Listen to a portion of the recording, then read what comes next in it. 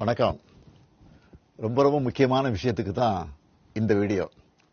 இன்னைக்கு காலையில நம்ம அரசு சார்பில் 5,000 ரூபாய் உங்க அக்கௌண்ட்டுக்கு வந்திருக்கோம். எதுக்காக இந்த பணம்?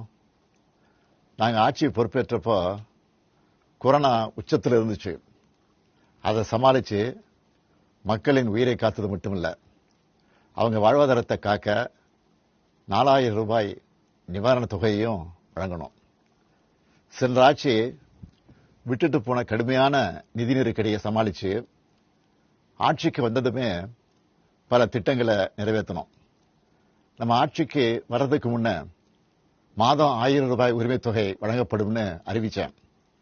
அப்போ இது சாத்தியமே இல்லைன்னு சிலர் சொன்னாங்க. ஆனாலும் நிதி நெருக்கடியை சமாளித்து ஒன்றிய அரசினுடைய ஓரவஞ்சனையை மீறி கடந்த 2023ஆம் ஆண்டு செப்டம்பர் மாதம் முதல் கலைஞர் மகளிர் உரிமை திட்டத்தை வெற்றிகரமாக செயல்படுத்திட்டு வரோம்.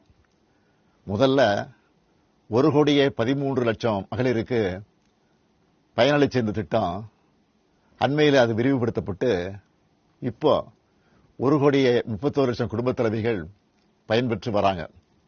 இது வெறும் நிதி உதவி இல்லை, சமூகத்தில் பெண்கள் ஆற்றும் பங்களிப்பை அங்கீகரிப்பதற்காக கொடுக்கப்படுகிற உரிமை தொகை. இந்த தொகையை வச்சு அன்றாட வீட்டு செலவுகள், குடும்பத்தில் ஏற்படும் மருத்துவ செலவுகள், குழந்தைகளுக்கான கல்வி செலவுகள் என பல அத்தியாவசிய செலவுகளை மகளிர் தாங்களே நிறைவு செய்ய இந்த திட்டம் வழிவகுத்துச்சு. அதனால தான் ஒவ்வொரு மாசமும் 15ஆம் தேதி என்பது ஒவ்வொரு குடும்ப தலைவியும் ஆவலோடு எதிர்பார்க்கிற நாளா அமைஞ்சிருக்கு. இவ்வளவு சிறப்பு வாய்ந்த இந்த திட்டத்தை மற்ற மாநிலங்களும் பின்பற்றி வராங்க.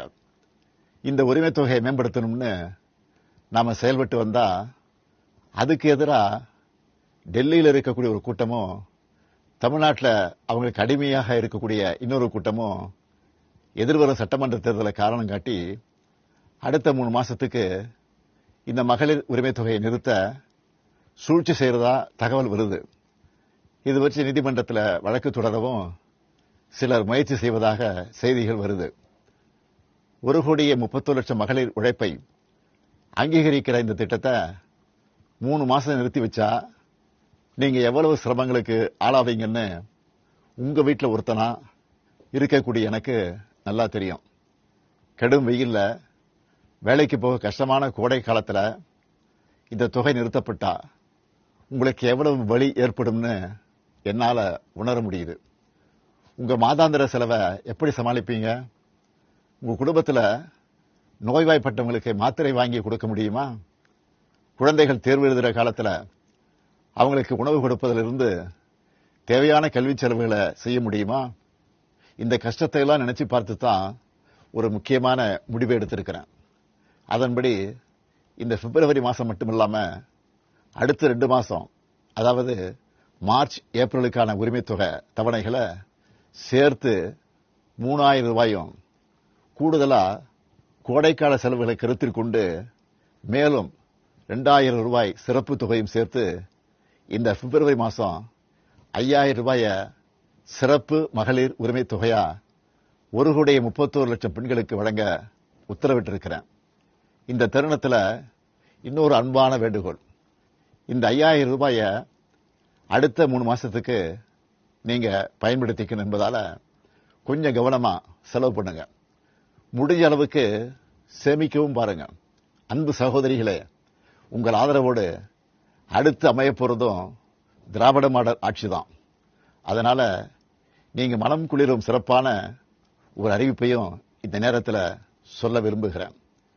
அடுத்த திராவிட மாடல் 2.0 ஆட்சி காலத்தில் உங்களுடைய உரிமை தொகை 2,000 ரூபாயாக உயர்த்தி வழங்கப்படும். சொன்னதை செய்கிற முத்துவேல் கருணாநிதி ஸ்டாலின் கொடுக்கிற வாக்குறுதி இது. இதையும் எப்படி பண்ணுவோம்னு சிலர் கேட்கலாம். கடந்த ஆட்சியின் 10 ஆண்டுகளில் தமிழ்நாடு அடைய முடியாத பொருளாதார வளர்ச்சியை இந்தியாவே திரும்பி பார்க்க அளவுக்கு சாதிச்சு காட்டினவங்க நாங்க. அதனால எந்த தடை வந்தாலும் அதையெல்லாம் தாண்டி தமிழ்நாடே வெல்வோம் ஒன்றாக.